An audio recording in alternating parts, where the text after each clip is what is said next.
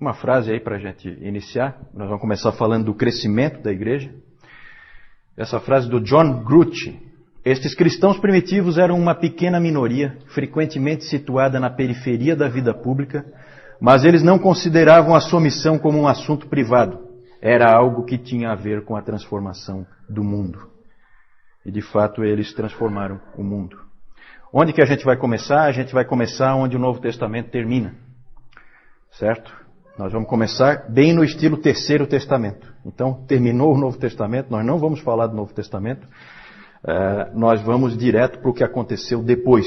Os sucessores dos apóstolos vão assumir a igreja. E aí a coisa começa. E aí a igreja começa a crescer. Já começou a crescer com Paulo, evidentemente, mas ela continua crescendo. E é disso que nós vamos falar agora. Pode passar. O crescimento da igreja em duas frentes. Primeiro com o judaísmo, isso ainda a gente vê no Novo Testamento, uma série de apóstolos indo para os judeus, e um apóstolo especificamente, que é quem? Paulo vai para os gentios, certo? E começa a alcançar os gentios. Então essa expansão é em duas frentes.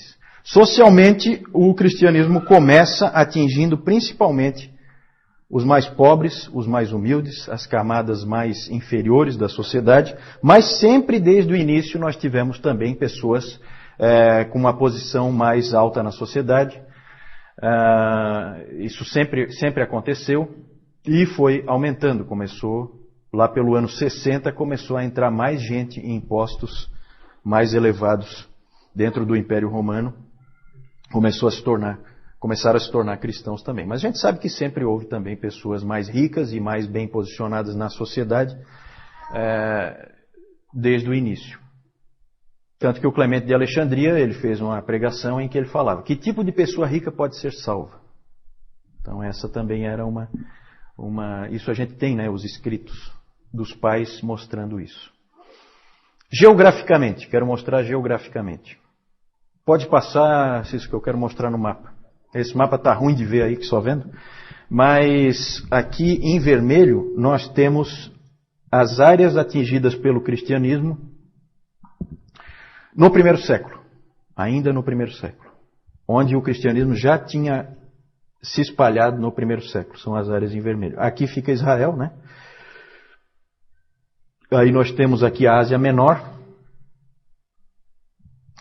Aqui nós temos a Caia, né, a Grécia, aqui Corinto. Nós temos aqui Roma. E essa linha que aparece aí fora são os limites do Império Romano. Então vocês vejam que o cristianismo cresce dentro do Império Romano, num primeiro momento. Em amarelo nós temos o crescimento dele, o estágio em que ele já tinha chegado, o cristianismo, no ano 185. 185, que século é? Como é que vocês estão de história aí? Que século é? Primeiro? Segundo, né? Sempre pensem assim. Sempre quando fala século segundo são os anos 100 e pouco. Fala em século terceiro são os anos 200 e pouco. Sempre volta um. Por quê? Porque só fecha o século no ano, terceiro século só fecha no ano 300. Então fala assim, segundo século são aqueles anos 101, 102, 103, 104 e assim por diante. Tá? Então no ano 185 vejam que já tinha se espalhado muito, já tinha atingido aqui o Egito, já tinha atingido todo o norte da África, aqui regiões do norte da África, e tinha ido longe, tinha ido até lá na Gália, onde é a França hoje, né? Tinha chegado lá em cima, onde hoje é a Alemanha, da cidade de Colônia, já tinha chegado o Evangelho, e também lá na Espanha. Lembram que Paulo queria ir para a Espanha? Nós não sabemos se ele realmente chegou aí, mas alguém chegou. Alguém chegou lá. Alguém levou o Evangelho lá. Então é impressionante como vai crescendo, vai se espalhando, vai indo para todos os lugares do Império Romano. Vejam bem que o cristianismo, a gente às vezes pensa assim, não, o cristianismo começou ali na Judéia e aí depois ele foi para a Europa.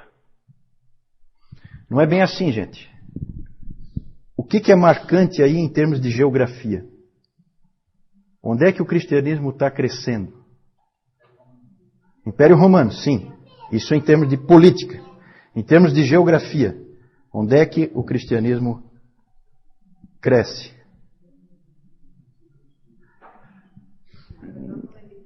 Exatamente, dona Carlota. É isso aí mesmo. Mar Mediterrâneo. Essa é a chave.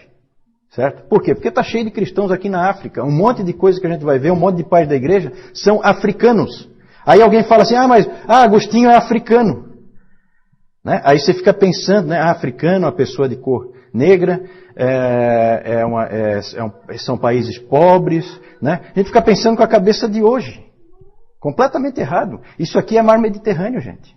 Isso aqui é lugar nobre. Aqui, é Alexandria, o centro cultural do Império Romano. A grande cidade onde todos os intelectuais estavam. Né? Vamos só trocar rapidinho aqui para o próximo slide, Cis, por favor. Isso aqui é hoje, só para a gente ter uma ideia. Né? Então aqui, Ásia Menor. Ásia Menor era o berço do cristianismo, ali onde tudo começou. Ásia Menor hoje é Turquia, toda ela é Turquia. Várias daquelas cidades que a gente vê no Novo Testamento estão todas aqui dentro da Turquia. Interessante aqui, que eu também queria chamar a atenção, já que a gente falou do Mar Mediterrâneo, que a dona Carlota citou lá para nós muito bem, é que Israel olha para o Mar Mediterrâneo. Né? Isso é bem nítido. Israel ele fica de frente para o Mediterrâneo. Parece que a coisa já na mente de Deus já estava toda planejada. Né? Joga aqui no Mediterrâneo.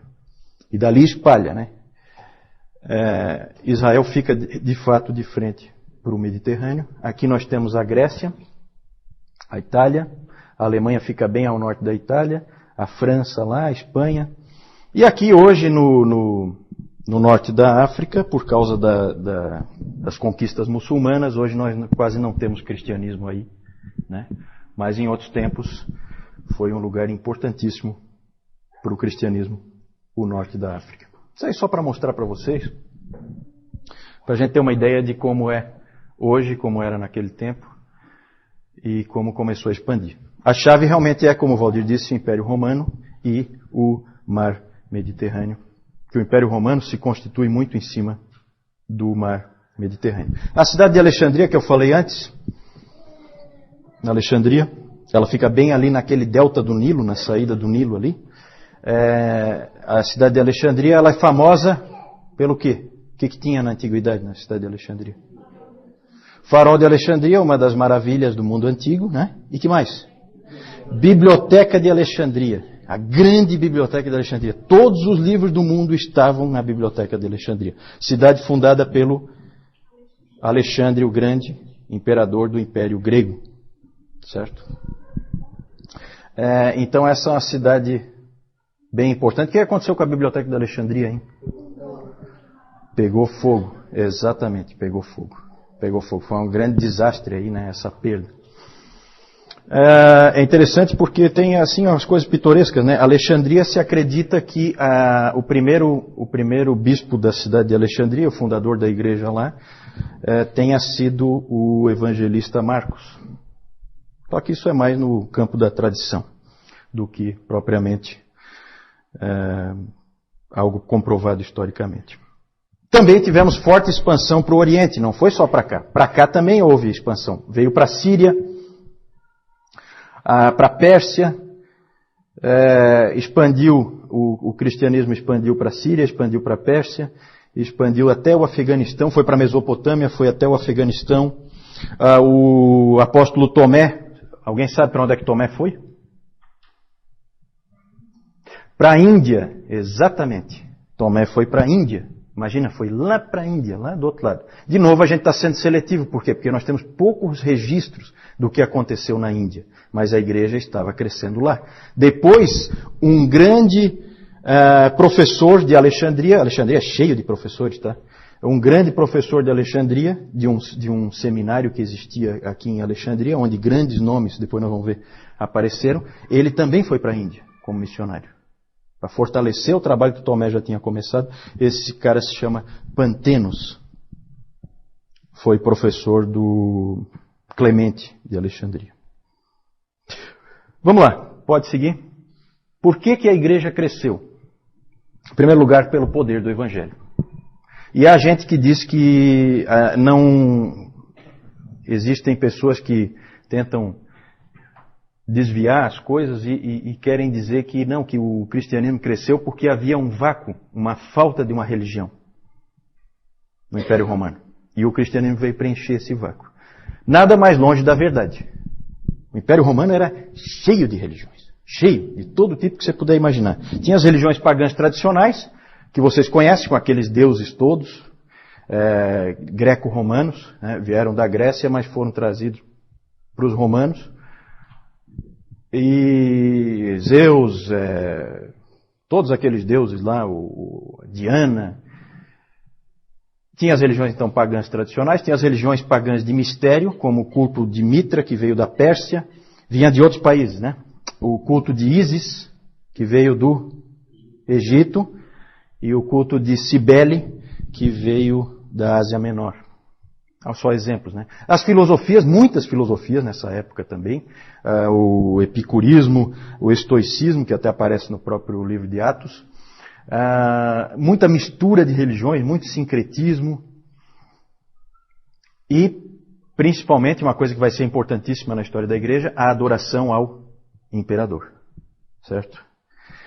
O culto ao imperador, ele começou depois da morte de Júlio César. Júlio César morreu em 44 a.C. e ele passou a ser adorado. E aí Augusto, né? E eu vou começar aqui a pegar os nomes do mal, né? Eu vou começar a ver os nomes de vocês. Quem tem nome bíblico está mais ou menos escapou, né? Mas é que eu tenho um nome que eu vou me complicar muito aí na história da igreja. Então eu quero ver se trago alguém comigo pro lado sombrio da força. Então o Augusto está aí, o Augusto? Augusto já veio pro meu time. Esse aí é mau. O imperador Augusto foi adorado em vida. É de uma humildade, né, esse rapaz, né? Ele queria ser adorado em vida. Não, com certeza não. Com certeza não. Eu tenho que trazer alguém pro meu time, tá? O Augusto é um reforço bom. Depois nós vamos conversar. Quem tem nome bíblico já escapou, mas quem tem nome aí meio duvidoso, nós vamos encontrar aqui na história da igreja, tá? Porque esses nomes não vêm do nada, não. A gente tem muito aquela mania de ver o que significa o nome, né? Isso aí é secundário. O mais importante é saber por que o nome existe. Ele existe por causa de algum personagem histórico. O culto ao imperador era bem simples. Na verdade, você tinha que só reclinar a cabeça ou queimar um pouquinho de incenso. Isso aí salvava a tua vida. Salvava a tua vida. Só que a gente sabe que, depois nós vamos ver, as pessoas preferiam morrer. Naquela época podia-se crer em qualquer religião. Não tinha problema nenhum. Alguém, inclusive, disse que nessa época todas as religiões eram consideradas pelo povo como igualmente verdadeiras, pelos filósofos como igualmente falsas e pelas autoridades como igualmente úteis. Certo? Parece com hoje em dia, né? É mais ou menos a mesma coisa, né? Nada de novo debaixo do sol. Só que o cristianismo gerou um problema. Acho que pode passar aí. Ele gerou um problema por causa do seu exclusivismo. Os cristãos começaram a ser perseguidos não por serem cristãos, mas por serem cristãos apenas. Certo? Esse era o problema. O problema é você ser só cristão. Isso é inadmissível. Você pode ter toda a religião que for, não tem problema nenhum. O Império Romano aceita, não tem crise. Os judeus também tinham essa característica. Só que os judeus eram isentos de adoração ao imperador, por motivos que eu não vou entrar agora, mas que tem a ver basicamente pelo fato de ser um Estado organizado e Roma tinha uma preocupação em manter o que ela chamava de paz romana. E os cristãos não ganharam essa isenção. Ficaram numa situação difícil. Vamos lá. Testemunho dos cristãos. O crescimento da igreja foi em cima do testemunho dos cristãos. Podem ter certeza disso. Por palavras, né? Cada cristão era um missionário. Cada um deles. Alguém disse que eles eram assim um coração cheio de amor incendiando um outro coração. Era assim que eles funcionavam, era assim que eles viviam. Os mercadores levavam o evangelho de cidade em cidade, de feira em feira. Os soldados levavam o evangelho de posto em posto. E assim a coisa ia migrando. Eles então testemunhavam por palavras, eles testemunhavam pelos seus atos, porque eram pessoas extremamente boas, que faziam o bem e impressionavam as pessoas por isso, porque isso não era comum naquele tempo, não era tempo do politicamente correto, nada disso. Cada um por si, Deus por todos. E eles eram diferentes. Eles cuidavam dos pobres, eles cuidavam dos doentes, eles cuidavam dos encarcerados, eles cuidavam dos órfãos, eles cuidavam das viúvas, eles ajuntavam as crianças que tinham sido jogadas na sarjeta, eles faziam todas essas coisas e eles impressionavam aos outros por isso. E eles se amavam a ponto de dar a vida uns pelos outros. Um dava a vida, o outro ia junto com ele. Então isso tudo impressionava, isso tudo afetava. E principalmente eles testemunharam também pela morte. Tertuliano disse aquela famosa frase bem conhecida, que o sangue dos mártires é a semente da igreja. Podemos passar para o próximo aí. Eu acho que agora nós temos algumas figurinhas aí. O João vai só apresentar para vocês. Já que eu tenho o risco de ser preso, então vou ser preso por algum motivo. Aqui nós vemos aqui, são as estradas que eram construídas lá na antiguidade pelos escravos. A Roma, como ela dominava toda aquela região ali, então ela botava os escravos para fazerem aqui as estradas, tá? Aqui tem essa ponte aqui, nós não sabemos direito onde é, mas a gente vê aqui como já era evoluído o sistema romano ali de construções. Próximo. Aqui nós vemos também a principal entrada naquela época de acesso a Roma, que é a Via Ápia. Nós vemos aqui todas essas entradas aqui, como ela já era bem formada e como ela era bonita também ali, tipo uma alameda. Não se compara a nossa agora, mas a estrutura dela era muito boa. E aqui nós temos os templos ali na cidade de Éfeso. Aqui o templo já de Diana. Aqui nós temos a foto, uma estátua de Diana.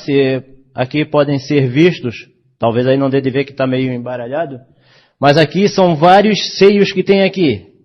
Dá para ver como ela tinha um domínio muito grande. E aqui a gente vê a coluna onde ela foi, a cidade onde atualmente a foto atual da cidade onde ela era feita. E aqui a gente vê o pilar daquela construção lá. Próximo. Aqui nós vemos também, como o Juliano falou ali, o culto a Mitra. Aqui, esse aqui era o Mitra ali, o poder dele, a força que ele tinha, estava mostrando a força ali, ele matando um touro, tá? E aqui era tipo um batismo. A pessoa ficava aqui embaixo, tinha um piso cheio de furo, eles matavam o animal aqui em cima, o sangue corria por esses buraquinhos aqui e batizava a pessoa lá embaixo com sangue. É meio carnal, né? Ali estava mostrando, o Mitra ele venceu então o touro, aquilo ali tem a ver com a astrologia, tá? Então tudo isso aí é ligado à astrologia, é tudo cheio de, é bem uma coisa bem do paganismo mesmo. E ali como o João mostrou, na verdade aquilo ali é uma foto atual de uma ruína, mostrando em Roma um local desse onde era feito esse tipo de coisa aqui, ó. Existe lá hoje para visitação turística. Pode passar então. Vamos falar das perseguições. Ali o João mostrou as estradas romanas, né? Eu esqueci de falar de como favorecia a expansão, né? Do crescimento da igreja, o momento em que o cristianismo apareceu, o momento em que Jesus Cristo veio, como o Império Romano favoreceu essa expansão. Então você tinha essas estradas, você tinha toda uma estrutura, você tinha o estabelecimento da paz romana, que te dava trânsito livre pelo mar Mediterrâneo, te dava trânsito livre por vários países diferentes que eram conquistados pelos romanos. Isso tudo ajudou muito a expansão da igreja. Como a gente vê no próprio livro de Atos, né? Ali o João mostrou também o templo de Diana, né? Aparece toda essa questão de Diana dos Efésios, aparece em Atos. Todo o problema das estatuetas. Nós temos uma estatueta ali, aquela ali que ele mostrou, é uma estatueta daquelas que houve toda aquela confusão que o Paulo acabou sendo preso por causa do medo dos fabricantes de estátuas em perder o seu negócio, né?